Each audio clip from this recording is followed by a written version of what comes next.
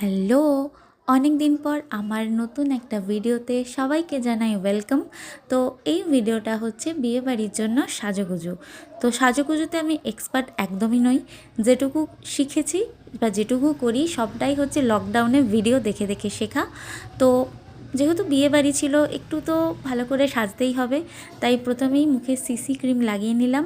আর তারপরে হচ্ছে যে কম্প্যাক্ট আমি লাগাই, এবং তারপর এই যে চোখের যে কালো দাগ, সেই কালো দাগ ঢাকার জন্য সেটাকে চেষ্টা, আমি জানি না, আমি এত প্রোডাক্টের নামও জানি না যে কোনটা কী, বাট যেটা জানি সেটা হচ্ছে ব্লাশ। কারণ এটা আমি খুব ইউজ করি। কারণ কি, নিজেকে নিজেই তো ব্লাশ করাতে হবে, তাই আর কি। আমার চোখ আর গাল গোলাপি করার কাজ কমপ্লিট হয়ে গেছে।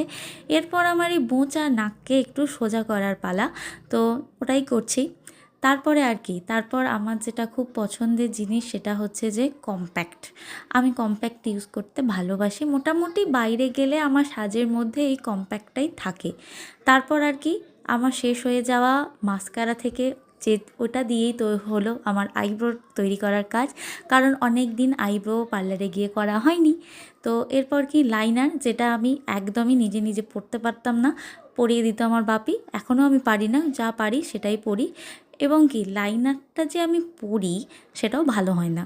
তো লাইনার পরে তারপর টিপ, এবং যেটা আমি সামান্য বাজার করতে গেলেও মিস করি না সেটা হলো লিপস্টিক।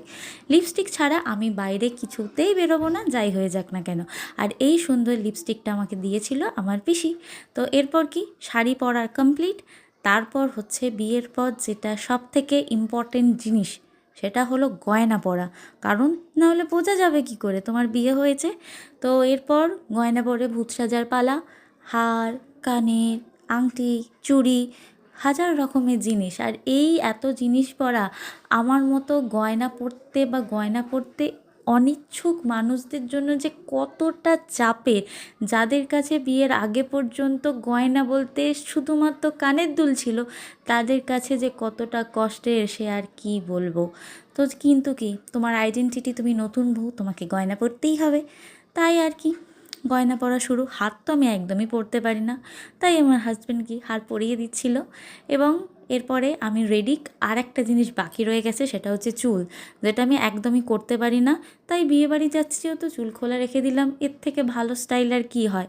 যাই হোক, এরপরে আমি একদম চুল খুলে একদম পরি সেজে বিয়েবাড়ি যাওয়ার জন্য রেডি। তো তোমরা আমাকে জানিও যে আমার এই সাজুগুজুটা কেমন লাগলো। বাই।